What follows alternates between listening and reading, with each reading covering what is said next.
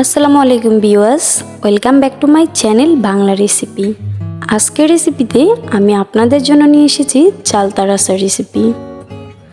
চালতার আচার খেতে কে না পছন্দ করে। খিচুড়ির সাথে আচার না হলেই অনেকেরই চলে না। বিশেষ করে চালতার আচার খেতে কোনো উপলক্ষ লাগে না, যখন তখনই এই আচার মুখে পড়লেই স্বস্তি মিলে। এই আচার দেখলে সবার জিভে জল চলে আসে। তো আচারটি বানানোর জন্য আমি প্রথমে 2টা চালতা নিয়ে নিয়েছি। এবার আমি চালতাগুলোকে পরিষ্কার করে ধুয়ে তারপর ছোট আকারে পিস করে কেটে নিয়েছি, দেখতে পাচ্ছেন। এবার আমি আবারও ভালোভাবে ধুয়ে নিচ্ছি চালতার আটালো ভাবটা চলে যাওয়ার জন্য। তারপর একটি প্যানে আমি চালতা দিয়ে দিয়েছি, তার উপর সমপরিমাণ দিয়ে দিয়েছি পানি। তারপর অল্প পরিমাণে হলুদের গুঁড়ো আর অল্প পরিমাণে লবণ দিয়ে তা আমি 2 থেকে 3 মিনিট সিদ্ধ করে নেব। চুলার আঁচটা আমি মিডিয়াম রেখে এই চালতার আচার সিদ্ধ করে নেব। তো 2-3 মিনিট পর দেখা যাবে আমার এই চালতাটা কেমন হয়েছে।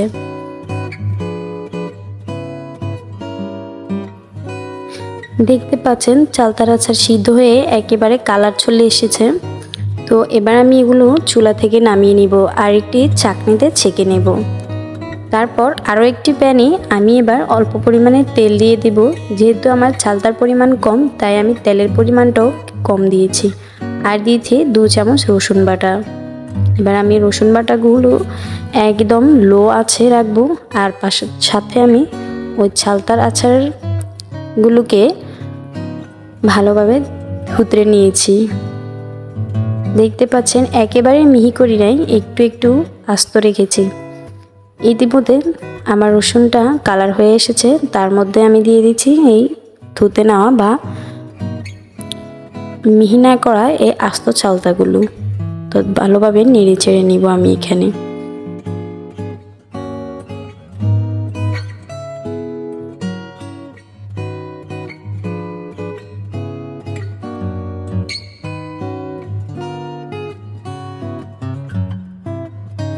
কুচি করা চালতাগুলো তেলে ভাজার পর এবার আমি 3-4টে পোড়ামরিচ এর সাথে অ্যাড করে দিয়েছি।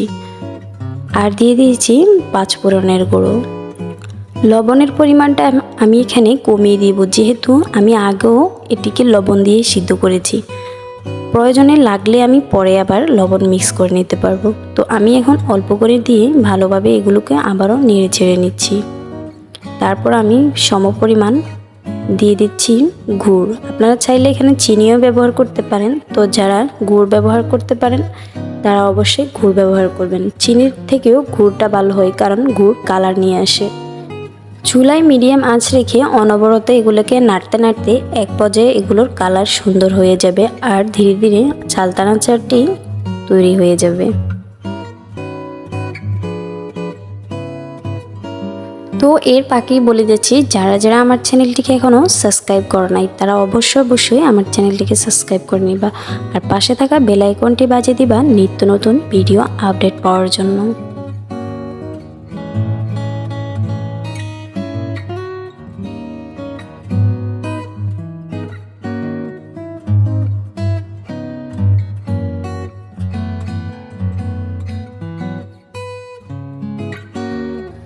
যারা আচারের সঙ্গে ঝাল বেশি পছন্দ করেন তারা চাইলে এই রেসিপির সাথে লাল মরিচের গুঁড়ো অ্যাড করতে পারেন।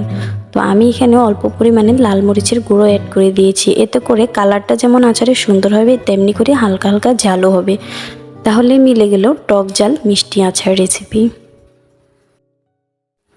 তবে দেখা গেছে অনেকেই ঘরের চালতার আচার সঠিক উপায়ে তৈরি করতে পারেন না বলেই তা খেতে সুস্বাদু হয় না। তবে এই রেসিপিটি অনুসরণ করে আপনি চাইলে খুব সহজে ভালোভাবে সবচেয়ে ভালো স্বাদের চালতার আচার তৈরি করতে পারেন।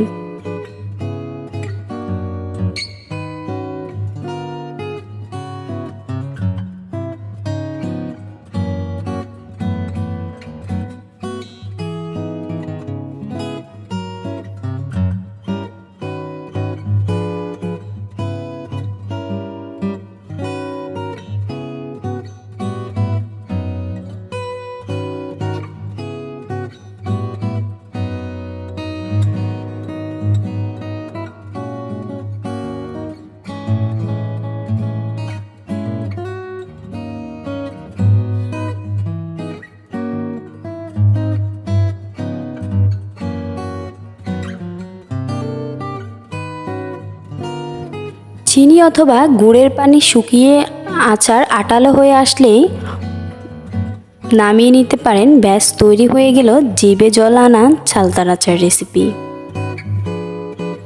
এভাবেই তৈরি হয়ে গেল আমার চালতার আচার। দেখতেও অনেক সুন্দর হয়েছে। আমি পরিবেশন করার জন্য একটি প্লেটে নিয়ে নিয়েছি। তো আমার ভিডিওটি কেমন হয়েছে আপনারা অবশ্যই কমেন্ট বক্সে গিয়ে জানাবেন। আর এই পরিবেশন না করলে, চালতার আচারটি পরিবেশন না করলে বুঝতে পারবেন না তা কতটা সুস্বাদু ও মজাদার হয়েছে। অবশ্যই বাসায় বানিয়ে ট্রাই করবেন।